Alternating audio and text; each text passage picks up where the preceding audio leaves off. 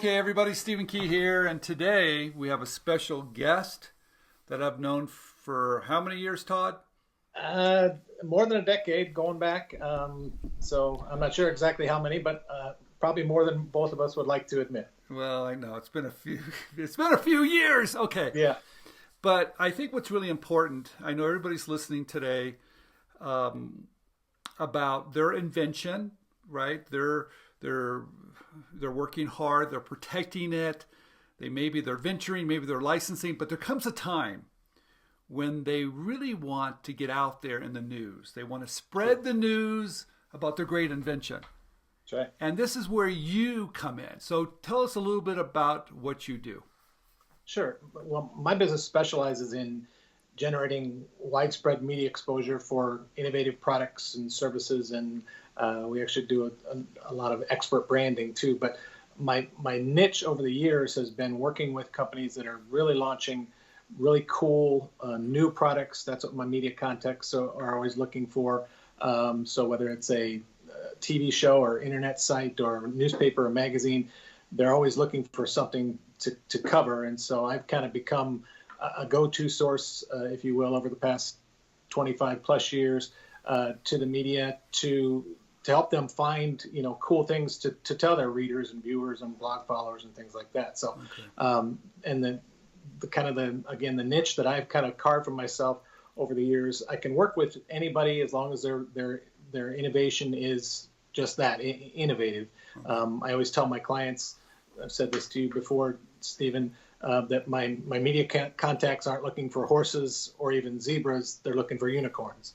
And so we need to play up your unicorn factor, and they want to tell their audience about that. So we need to educate them about what it is that you have and why it should be of interest to their readers or viewers or blog followers from there. So it's connecting. I'm connecting Okay. the client with the media outlet, and I'm the go-between that works that conduit. So not only do you have the contacts in the industry for media exposure for inventors, but also you're helping to craft the message, the unicorn Sure. message. Is that correct? Yep, that's the biggest thing. I mean, you can have the best contacts in the world. There's two schools of thought. You could have the best contacts in the world and a bad pitch, and it's going nowhere. Or the inverse can be true. You can have, the best pitch in the world, but if you don't have any, the best contacts, it kind of goes into vapor as well. So it's that perfect combination of both, the perfect Okay. storm to have both to generate Right. the best outcome. So. Okay. Um, I want everybody that's listening today, what's really important about this conversation is that, especially if you have licensed or even if you've ventured an idea, you've done all this hard work. And today it's really about creating brand awareness. It's really Mm-hmm. about educating your potential customer. It's Mm-hmm. really about getting the word out so you make sales. Okay. Yep. I mean, that's the goal, right? So, You bet. all right. And there's lots of different ways to reach out. I know a lot of people are probably on Instagram. They're probably using that. They're probably on LinkedIn. Maybe they have their Facebook page, and maybe they're building their network, their fan base to purchase. But we're talking about something bigger than that, aren't we? Mm-hmm. We're talking Mm-hmm. about national exposure, aren't we? Yeah, and I call it the media market. There's social media, and then there's the media, and so it's the media market. So at this point, unless you've launched a PR campaign or a media exposure campaign, the media don't know you exist. But they're looking for people like you or products like you that you have to again share with their audience. So it's a matter of going after the media outlets whose editorial profile is a match to your product profile. Right. So that could be, like I said, it could be old school print magazine Okay. or newspaper. It could be a blog. It could be everywhere, a radio show, and everywhere in between kind of thing. So it's a matter of finding those media outlets that are a match to you, and not only the media outlets, but the contacts at that media. So if I'm pitching the New York Times, I don't want to pitch this to the political editor or the somebody who covers the city commission. I want to pitch this to somebody who covers the innovation beat or the consumer products beat, that type of thing. Yeah, you got to make sure it's the right fit with the right audience. You bet. And okay, so what's going on today about it? I've got some questions. What's the current atmosphere? What's happening? Is it exploding? Is it calming down? I mean, what's going on out there? Because I know it's changed. Yeah, yeah. Okay. And it's kind of ever changing. It's always ever changing. Right. The media market is, but with with COVID over the last year and even before that, there's always the media is always in flux. There's always people leaving and going to a different beat. There's media outlets that are folding. As a matter of fact, yesterday, Huffington Post, they got bought out by BuzzFeed. Yesterday, BuzzFeed came in and made wholesale big chops of the Huffington Post newsroom, if you will. So, and so they're changing and you know, kind of reallocating things, but that happens daily. So it goes down by that, but it also goes up because for every one that goes down, there's another blog that starts or another news outlet that starts a spinoff or something like that. So that's what's changed. What's changed is what's the same kind of thing. What hasn't changed is kind of what we talked about before, is the media are always looking for good stories, good content, good feature, you know, topics, that type of thing. So again, it's just a matter of knowing which media outlets are looking for what, and then plugging your message into that. And I always tell my clients, the best way to get media exposure is to make the media's job as easy as possible. I'm a former media guy myself, and when we did the newscast, I didn't necessarily do the stories we wanted to do. We did the stories we could do just through logistics and things like that. So it's incumbent upon the PR person to make that job, to grease those rails and make a media person's job as easy as possible. That's 60% of the run. Yeah, let's talk about that, because I think that's really important. I know that everybody's really busy, and if you can package your story correctly, that's really going to fit their audience, and you do it in such a way they can just run with it quickly. Is that what you're talking about? Well, we can't. What I mean by writing, by making their job easy, we don't write the story, or we don't produce the story for ourselves and then pitch to them. What we can do is kind of package it in kind of spoon feed the media as to, here's a story, here's a story I think your readers and viewers will be interested in. I always tell clients too, when you're pitching to the media, don't pitch egocentric, pitch media-centric, because they don't care how great you are. They don't care how how you're patting yourself on the back. They care, why would my readers or viewers give two shakes about what you're telling them? So if you can answer that question for them, then spoon feed them, give them the story idea, number one, spoon feed them the source, the interview source, photos, everything like that. You've done 80% of their job for them, and they go copy, cut, paste, put it in. They're on to the next one, and then they remember you moving forward too. Oh, that's that inventor, or that's that PR guy who made my job really easy. I'm going to go back to him or work with him again, kind of thing. So let's talk a little bit about that process, because I think you've got the connections. You've done it for over 25 years. I mean, you know this industry, right? And you know what works, and I know it's changing. But a good story is a good story for someone's audience, right? So I've got a couple questions here, but I want to jump around for just a minute. When you first meet with that inventor or that company, that startup, right? What should they do to give you the right information for you to see their unicorn, for you to understand their customer? What do they need to give you? So that's a great question, because that is one of the very first questions that I typically ask my clients is, and it goes back to the unicorn factor again. Tell me what's different about your product. What is the problem solution aspect of it? Because that's what sometimes we have to pitch when we pitch to the media. We have to educate the media.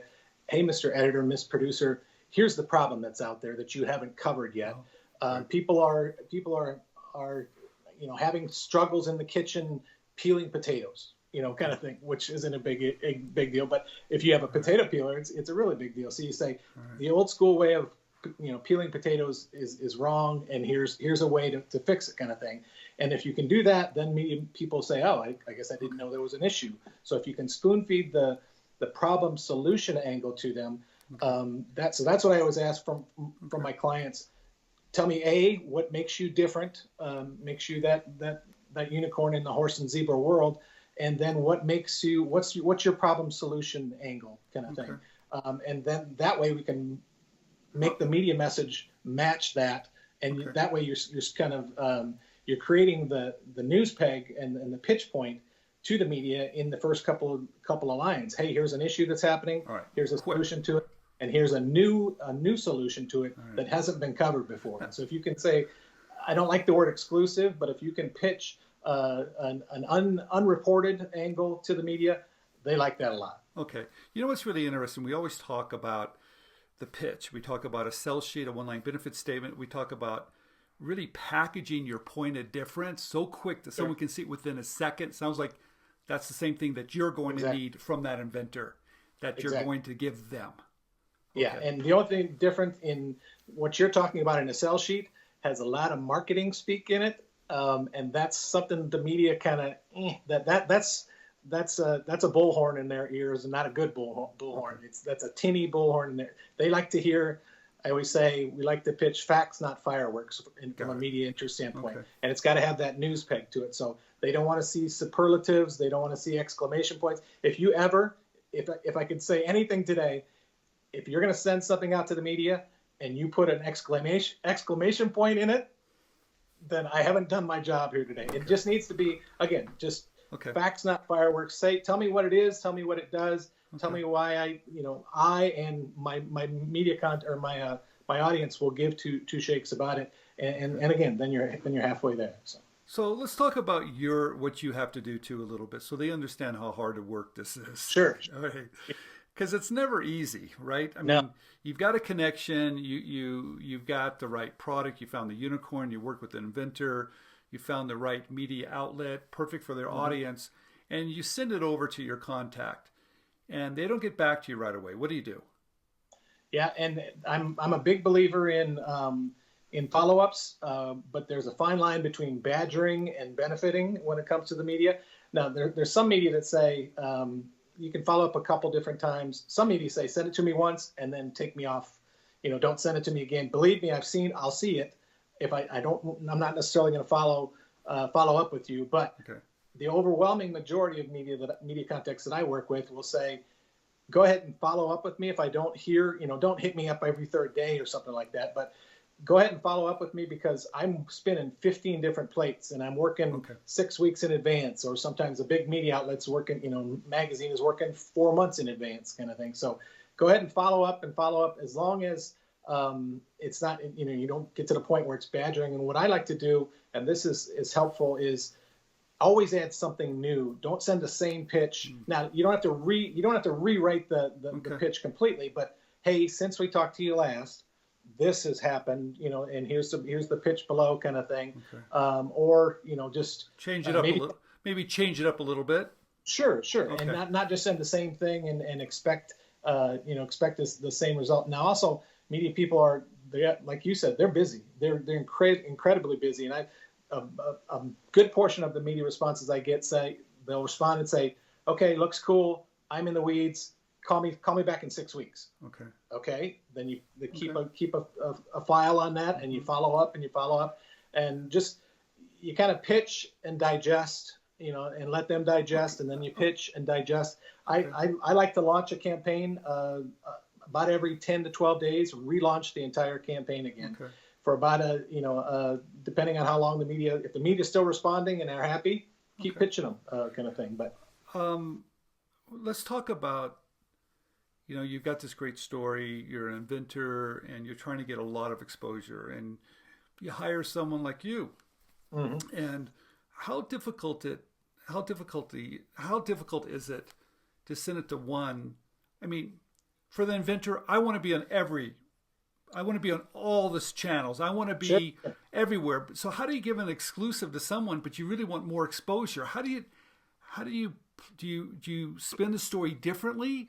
How do you do that to get the biggest bang for your buck for a client? You can, and I'll be honest with you, from a product standpoint, unless you have your product there isn't another one out like it out there, and it's the be all end all product, then you can offer an exclusive. But if you have a consumer electronics product or a kitchen widget or something like that, the media aren't looking for an exclusive on that, kind of thing. So that can be kind of an a la carte all over the media. Now, sometimes you get into if something ran on the Today Show, Good Morning America might say, yeah, we saw that run on Monday on the Today Show. We're not going to run it on Thursday on Good Morning America. All right. All right. Now, having said that, but what you said is right too. If you did get on the Today Show, then you tweak it a little bit when you pitch Good Morning America with a little different angle kind of thing, or here's what hasn't been, here's an angle of this product that hasn't been covered before kind of thing. And so everybody gets their own pretty little package. So you can leverage one media success to the other one without. Well, no, you can't. I mean, you can't like pitch like if you got onto the Today Show, I can't say, hey, Miss Producer at the Good Morning America, we were just on the Today Show. Do you want to do something too? Oh. That's the antithesis of what you should do. That's like saying, hey, I just kissed your girlfriend, kind of thing. It's like that's not a good thing not a good thing to happen, and not a good thing to say. I apologize. That's wonderful. But my point is that you can't. It needs to be something that's unique again, and it needs to play up. You can't take one media hit and pitch it to another media outlet and say they covered us. Do you want to too? Got it. Now there is one thing that I like to call cross media pollinization. In that, if I got you onto, and it has to do with formats, broadcast, print, online. If I got you into, quick example, years ago I got a client in Time Magazine, a really nice, only 3-page article in Time Magazine.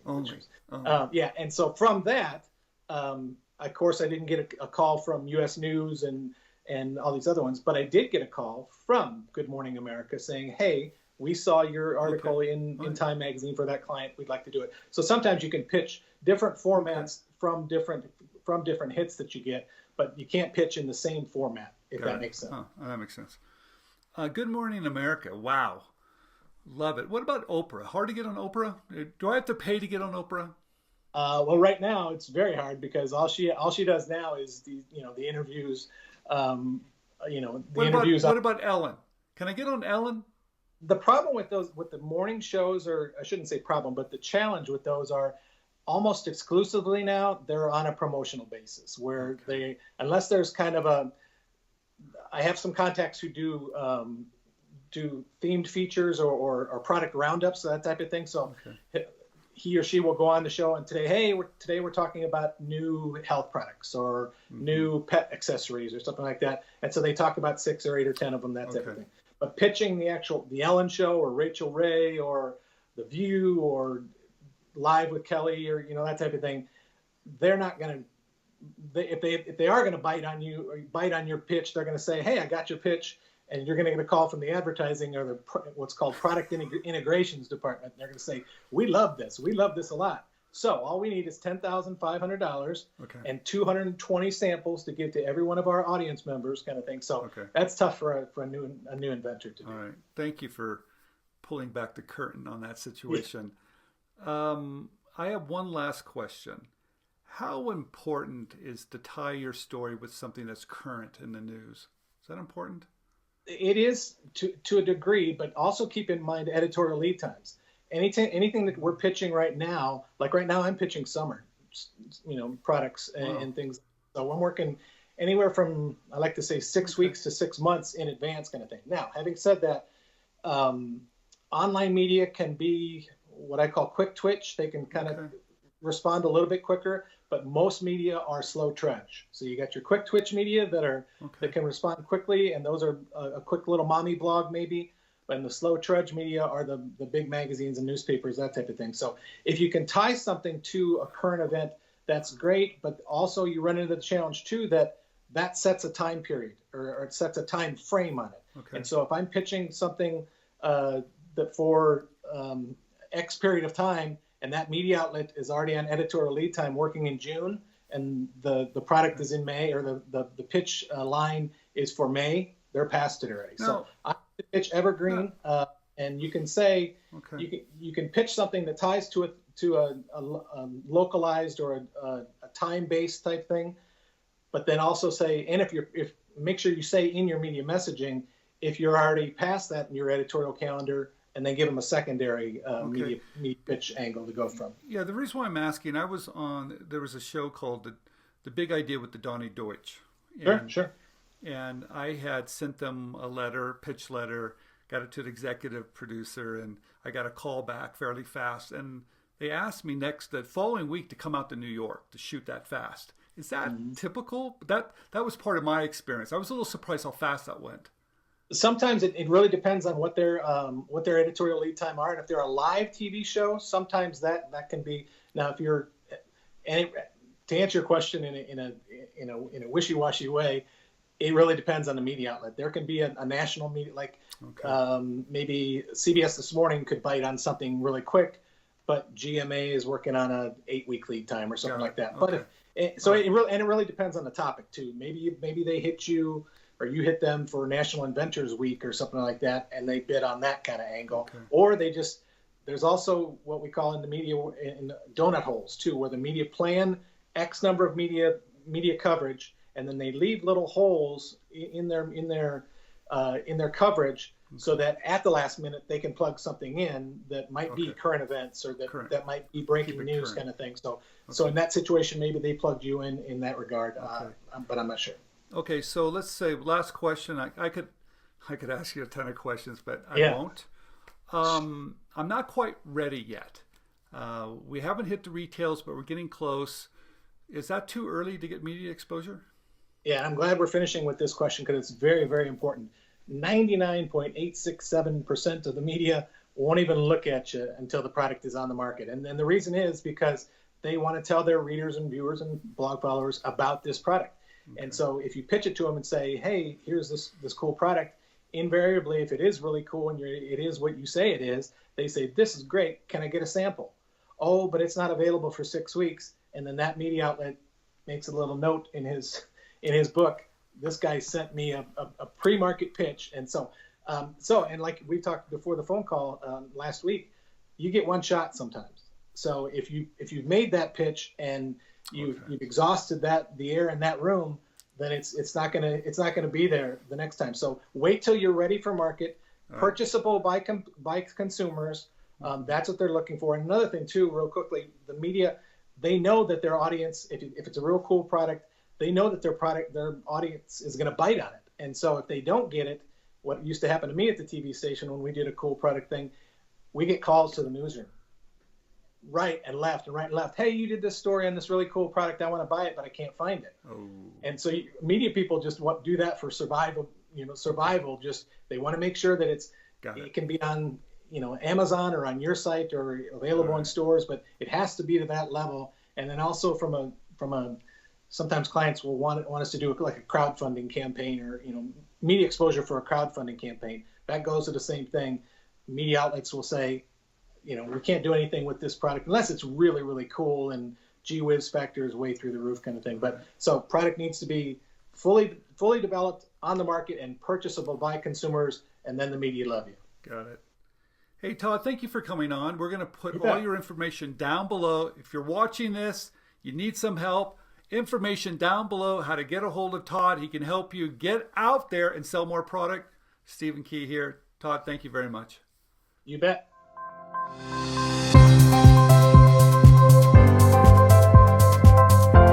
There's a great idea in each of us. But it's truly magical to see it come to life.